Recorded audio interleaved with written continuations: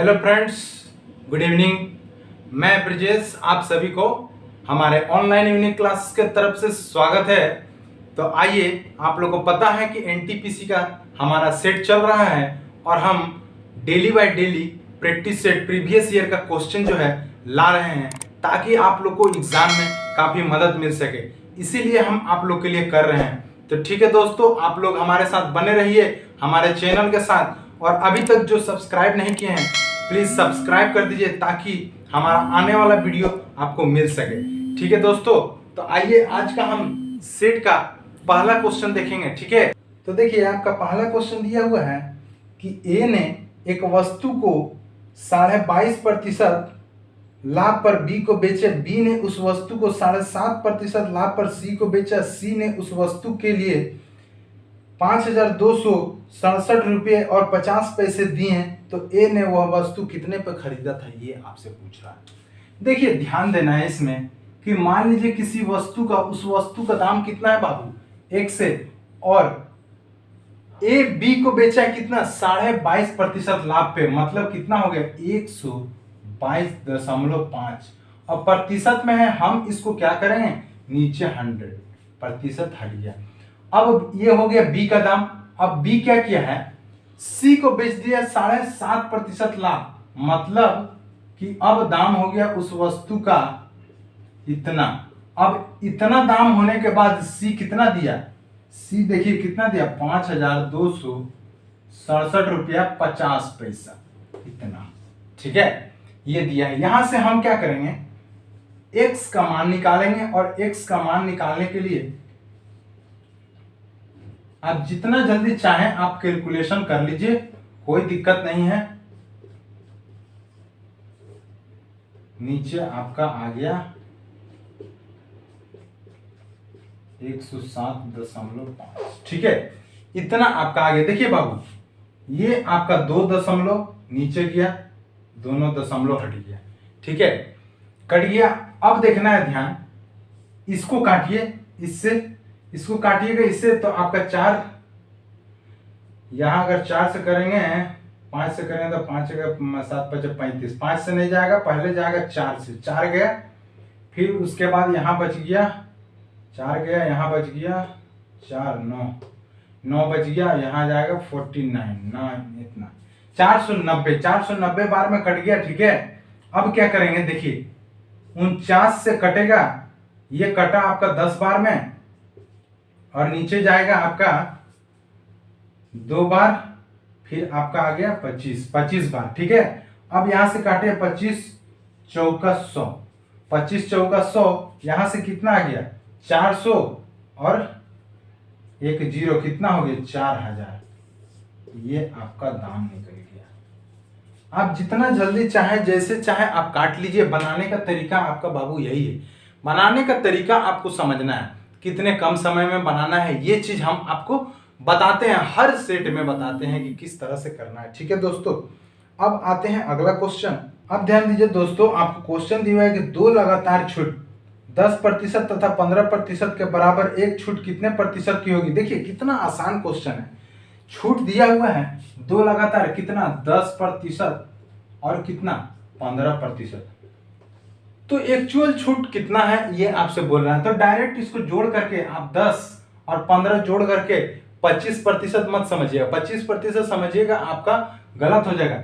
इसका तरीका देखिए क्या होता है, इसका तरीका होता है a plus B minus A into B divided by 100। ये आपका आएगा एक्चुअल छूट प्रतिशत, समझे, छूट मतलब डिस्काउंट परसेंट, ये आएगा। देखिए इसको बनाने का क्या होगा, 10 ए हो गया 10 और बी हो गया 15, तो ठीक है। अब 10 और 15 को अगर जोड़ेंगे तो कितना होगा 25, और 25 प्लस 10 गुना 15/100, 0 से 0 गया, 10 हटेगा, 1.5 हो जाएगा। अब कितना हो गया, माइनस हो गया, यहाँ बाबू माइनस होगा, 25 में से 1.5 गया, कितना हो गया 23.5%, मतलब वास्तविक में उसको छूट कितना मिलेगा 23.5%। तो बाबू ऐसे करना है, और इतना आसान क्वेश्चन आता है, इसलिए बोलते हैं कि डेली बाय डेली प्रैक्टिस कीजिए। अब आइए नेक्स्ट क्वेश्चन।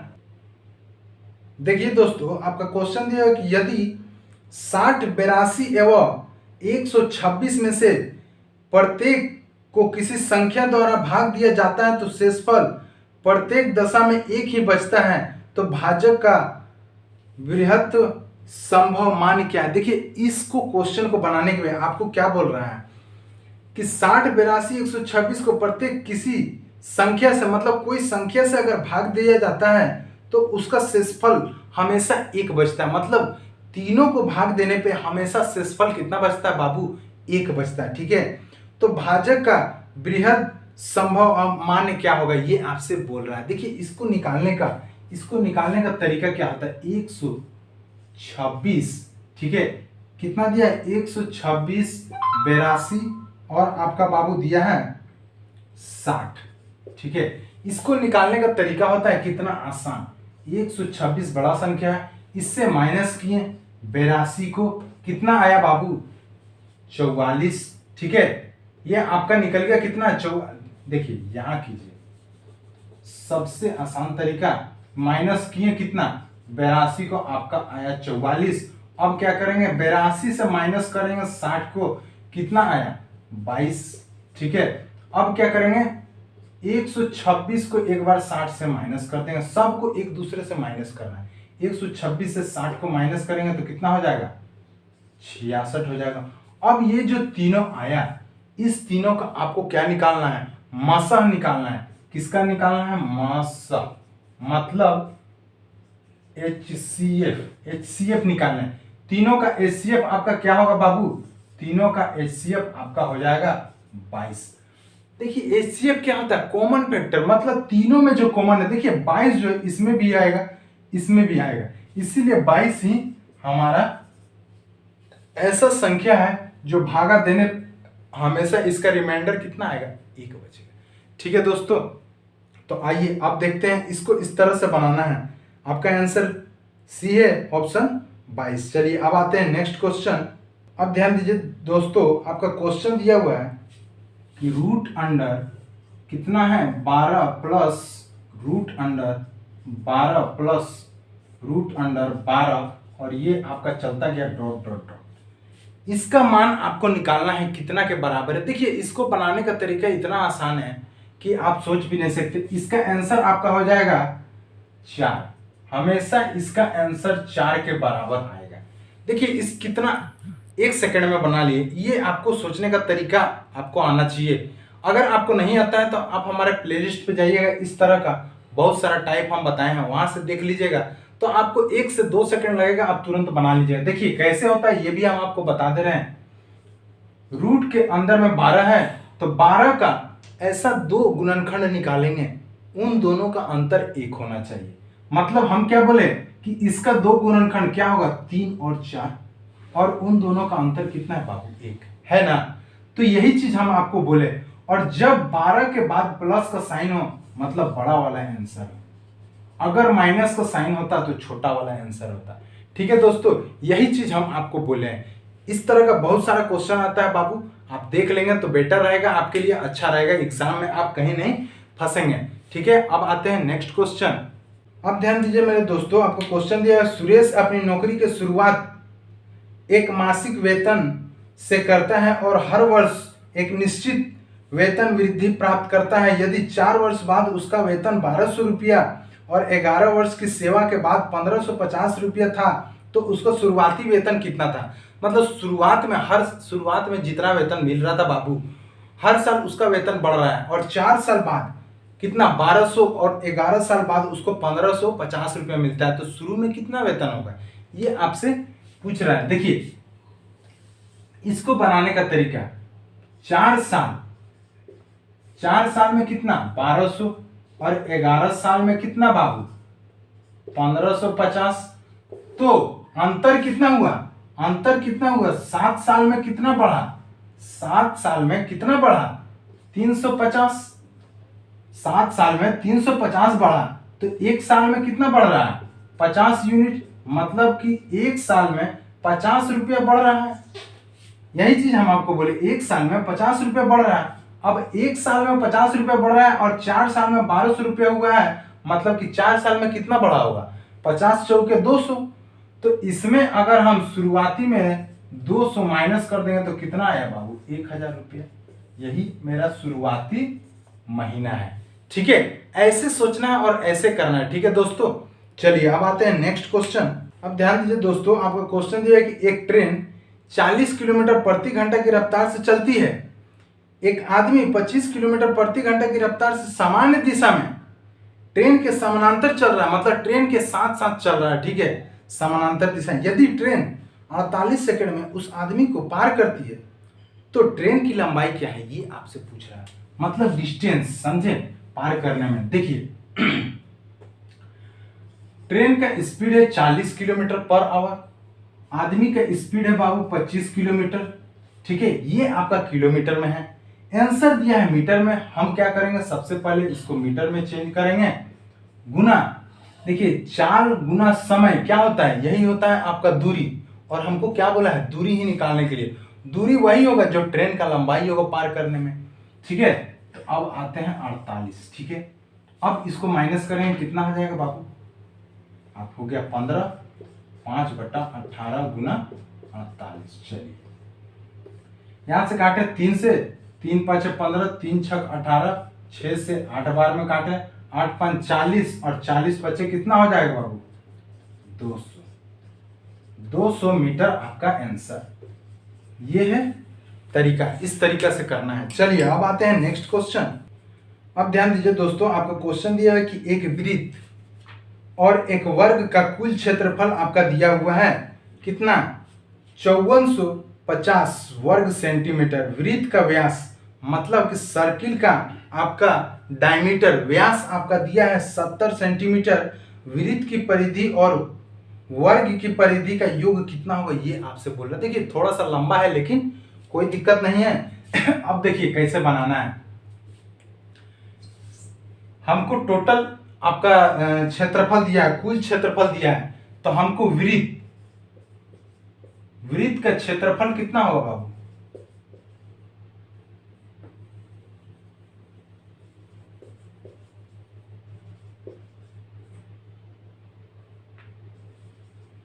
वृत्त का क्षेत्रफल कितना होता है, पाई आर स्क्वायर। पाई कितना हो जाएगा, 22/7 और आर स्क्वायर। व्यास आपका कितना दिया बाबू, 70 और 70 का आधा, मतलब कि त्रिज्या कितना होगा, 35 और 35 गुना 35। ये आपका आ गया। ठीक है, ये आपका आ गया। इसको काटिए 5 से गया 5 दूनी 10 और 5 दूनी 10, 5 दूनी 10, 110 गुना 35, 35 हो गया। अब इसको गुना कर दीजिए तो आपका हो जाएगा,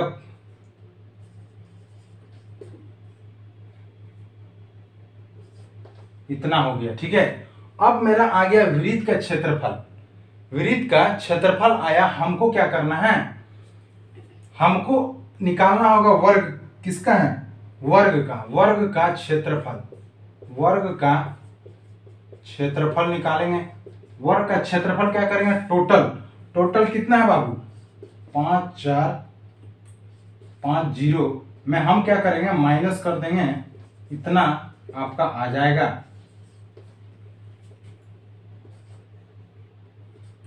1600। ये मेरा आ गया वर्ग का क्षेत्रफल। अब देखिए परिधि निकालने का तरीका। परिधि निकालने का क्या बोला, वृत्त का परिधि। वृत्त का परिधि बोला है, हाँ वृत्त का परिधि बोला है। और वृत्त का परिधि क्या होता है बाबू, पाई आर। पाई कितना हो गया, 22/7 और आर कितना है बाबू, त्रिज्या कितना है, 35। इससे काटे 5 बार में कितना हो जाएगा, और 2 पाई आर होगा। 2 पाई आर होता है, पाई आर नहीं होता है, 2 पाई आर होता है, मतलब कि 2 इंटू पाई आर। चलिए अब कितना हो जाएगा, 44 गुना 5, 4 5 20, 4 5 20, 220। ठीक है, इतना सेंटीमीटर आ गया परिधि। अब देखिए इसका आपका क्षेत्रफल पता है, हम क्या करेंगे, सबसे पहले इसका क्षेत्रफल मतलब वर्ग का क्षेत्रफल क्या होता है, वर्ग का क्षेत्रफल क्या होता है, भुजा के स्क्वायर, भुजा के वर्ग के बराबर। ठीक है, भुजा के वर्ग के बराबर होता है, तो मेरा भुजा कितना निकलेगा बाबू,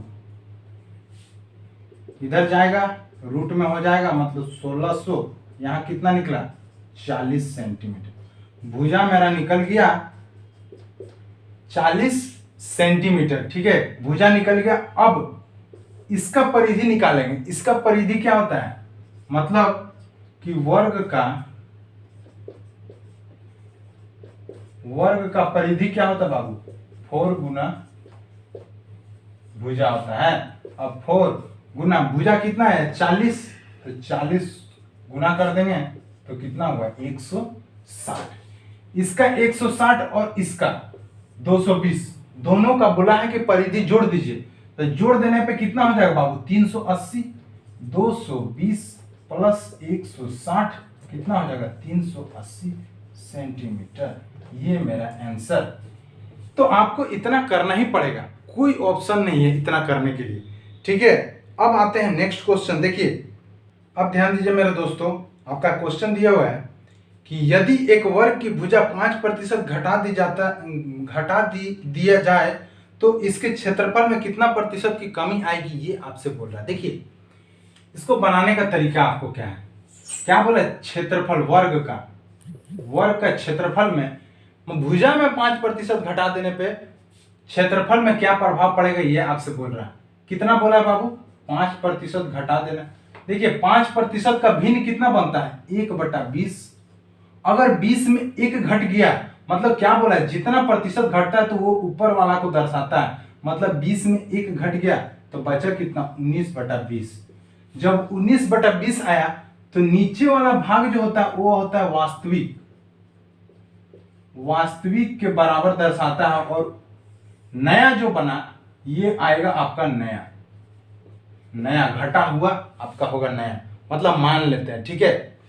तो देखिए पहले कितना था 20 था और घट करके कितना हो गया 19, मतलब पहले कितना था 20 था। और क्षेत्रफल क्या होता है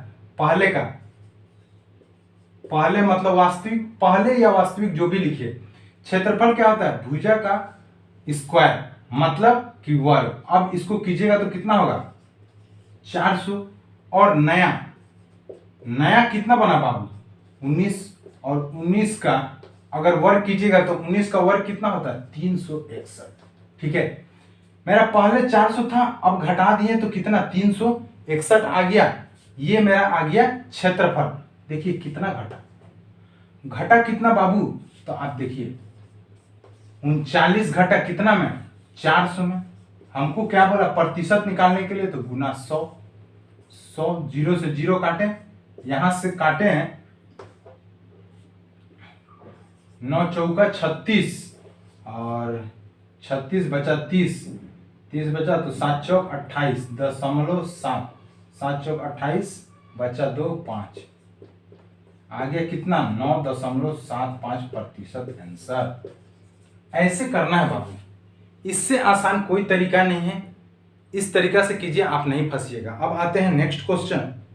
अब ध्यान दीजिए मेरे दोस्तों, आपका क्वेश्चन दिया है कि 3 संख्याएं क्रमशः 4 5 और 6 कितना है 4 5 और 6 के अनुपात में है, और उसका औसत 25 दिया है, तो सबसे बड़ी संख्या क्या होगा। औसत आपका 25 दिया है, मतलब कि संख्या 3 है और औसत कितना है 25 है, तो 25 गुना 3 कितना हो गया बाबू 25 3 75, और तीनों को औसत में है तो हम क्या करेंगे 4x अनुपात में है तो 4x plus 5x plus 6x। यहां से सबसे बड़ी संख्या बोला निकालने के लिए, ये आपको देखिए 6 4 10 5 15, और 15x बराबर कितना हो गया 75, और 15 से काटे तो 15 25 75, x का मान कितना निकला 5। हमको क्या बोला सबसे बड़ा संख्या, क्या बोला है सबसे बड़ी संख्या, तो बड़ी संख्या कौन है 6 है, इसको 5 से गुना कर दीजिए, कितना आया 30 आंसर। सबसे बड़ी संख्या क्या हो गया बाबू 30। ऐसे करना है। चलिए अब आते हैं नेक्स्ट क्वेश्चन। देखिए दोस्तों क्वेश्चन दिया है कि 2 अंकों की एक संख्या के अंकों का योग 14 है, यदि उसमें 36 जोड़ दिया जाता है तो उसके अंकों का स्थान आपस में बदल जाता है, तो दोनों अंकों में से छोटी अंक कौन सा है, ये आपसे बोल रहा है। दोनों अंकों में से छोटी अंक क्या बोल रहा है, ये देखिए 2 संख्याएं x प्लस वाई, उन दोनों का योग 14 है। अगर 14, इस 14 में अगर 36 जोड़ देते हैं तो क्या हो जाता है, तो आपका y की जगह x और x का जगह y हो जाता है, मतलब आपस में बदल जाता है, समझे। दो अंक का संख्या मतलब x और y, ठीक है। इन दोनों को जोड़ने पे 14 आता है, और इसमें अगर 36 जोड़ दें तो बोल रहा है कि आपस में बदल जाता है, मतलब y और x हो जाता है। देखिए, इस तरह का क्वेश्चन करने के लिए हम ऑप्शन से चलते हैं, और ऑप्शन में आपका दिया है सबसे क्या निकालना है, सबसे छोटी संख्या, ठीक है। सबसे छोटी संख्या अगर 14 मान लेते हैं, ठीक है। अगर मान लीजिए कि x 14 है, ठीक, x 14 है तो y क्या होगा, y क्या होगा, दोनों का जोड़ 14 है, मतलब x 4 है तो y क्या होगा, 10 होगा, काहे कि दोनों का जोड़ क्या है बाबू, 14 है, 10 होगा, मतलब कि बहुत बड़ा संख्या हो जाता है। और 10 और उसमें अगर जो वापस 36 जोड़ देंगे तो बहुत ज्यादा हो जाएगा, मतलब कि ये तो होगा ही नहीं, दो अंक का संख्या है, यहाँ पे 10 बैठेगा ही नहीं, यहाँ पे 4 होगा नहीं।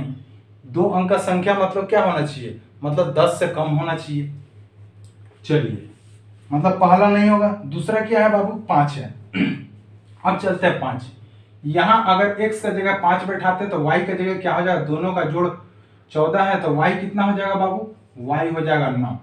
y अगर 9 आ गया, अब इसमें देखिए कितना है, इसमें 59 में अगर 36 जोड़ते हैं, 36 जोड़ते हैं तो कितना हो जाएगा, 36 जोड़ दीजिए तो कितना, 9 6 15 और यहाँ 9। देखिए आपस में जोड़े हैं इसको, तो इसके जगह पे क्या हो गया, उल्टा हो गया, मतलब कि ये x था ये y था, मतलब y के जगह आपका चल गया x का जगह y और y के जगह x, ये हो गया। मतलब कि आपका आंसर सेकेंड वाला, मतलब ऑप्शन बी 5 जो है सही आंसर है।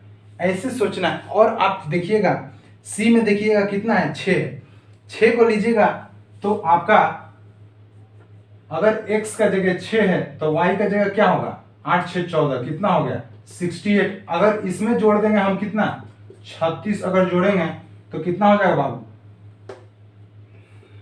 6 3 9, और यहाँ से हो जाएगा 10, 100 पार हो जाएगा। मतलब कि कभी उल्टा होगा ही नहीं इसका, 8 और 6 लाना होगा इसका उल्टा तो आएगा ही नहीं, ठीक है। तो ये होगा नहीं, तीसरा भी नहीं होगा और चौथा भी नहीं होगा, तो आपका आंसर ऑप्शन बी होगा। ऐसे सोचना है, ऐसे करना है। अब आते हैं नेक्स्ट क्वेश्चन।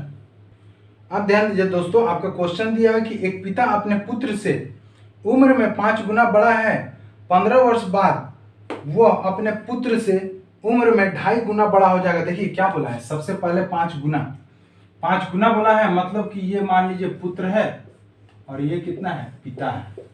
अगर पुत्र 1 है तो पिता कितना है, 5 है। अब इसके बोला 15 वर्ष बाद कितना हो जाएगा, 2.5 गुना हो जाएगा, मतलब पुत्र 1 रहेगा तो पिता कितना हो जाएगा, 2.5 गुना। ये आपसे बोला है, तो इसको कैसे करना है ये आपको देखिए। इन दोनों का अंतर कितना होगा बाबू, इन दोनों का अंतर आपका कितना होगा, 4, और इन दोनों का अंतर कितना हो जाएगा, 1.5, मतलब 1.5, समझे, ये होगा। अब इसको इससे गुना कर दीजिए और इसको इससे गुना कर दीजिए, सबसे आसान तरीका है। तो नया रेशियो देखिए क्या बनेगा, जब इसको इससे गुना कीजिएगा तो यहाँ क्या हो जाएगा 1.5, और इससे आपको इसको गुना किया मतलब 15 5 75, तो कितना हो जाएगा 7.5, ठीक है। अब इसको इससे कीजिएगा तो यहाँ क्या हो जाएगा 4, और फिर यहाँ कीजिएगा तो आपका कितना हो जाएगा 4 दूनी 8, 4 5 20, कितना होगा 10, ये आपका आ गया 10। अब इन दोनों का अंतर कितना हुआ, दोनों जगह आप देखिएगा तो अंतर आपका आ जाएगा 2.5, कितना हो जाएगा 2.5, कितना आपका आया इन दोनों का अंतर, ऊपर और नीचे का अंतर कितना आया, तो 2.5, और इस 2.5 यूनिट के बराबर क्या होता है 15, आपका 2.5 यूनिट के बराबर आपका आएगा 15। ये जो ज्यादा हुआ है वही आपका होगा। और यहां से हम क्या करेंगे, रेशियो निकालेंगे, मतलब दशमलव हटेगा, 0 जाएगा, और 25 से काटेंगे, 25 चौका 100 और 6 12, मतलब 1 यूनिट बराबर कितना हुआ 6। तो हमको किसका बोला निकालने के लिए, तो पिता की वर्तमान आयु क्या है, तो पिता कौन है, ये है, और पिता की वर्तमान आयु इसमें हम 6 से गुना कर देंगे, तो 6 पचे 30, 3 हो गया और 7 छक 42 और 3 कितना हो गया 45। कितना हो गया बाबू 45 सात आंसर। ऐसे करना है, ऐसे करिए, सबसे आसान तरीका। चलिए अब आते हैं नेक्स्ट क्वेश्चन।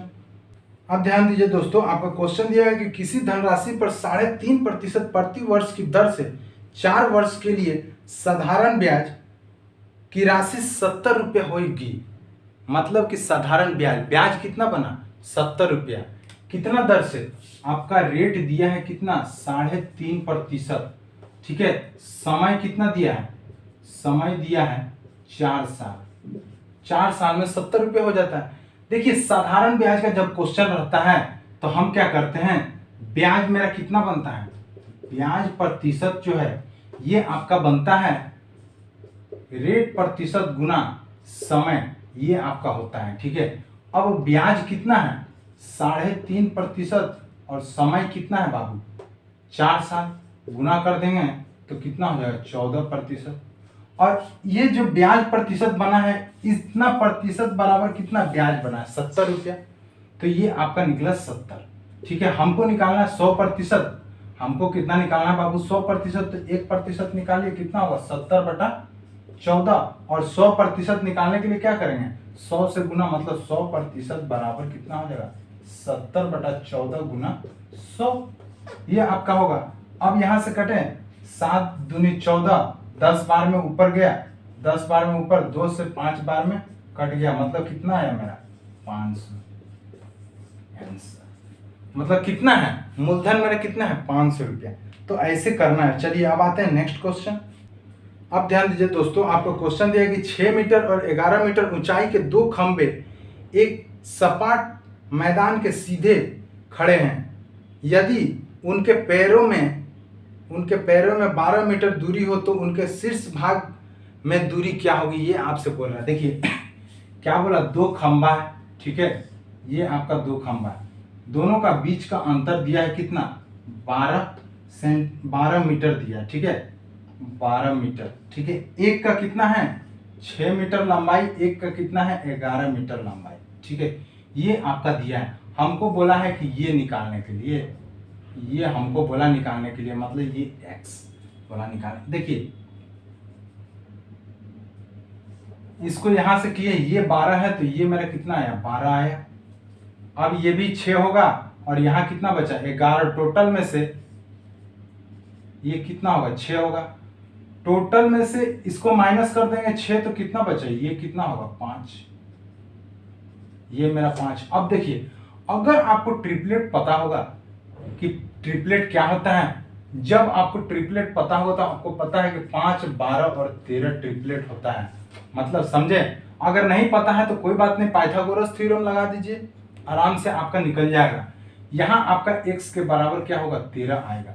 जब 5 आपका दिया हुआ है, 12 आपका दिया हुआ है, तो बचा क्या 13, यही आपका आंसर हो जाएगा यहाँ पे।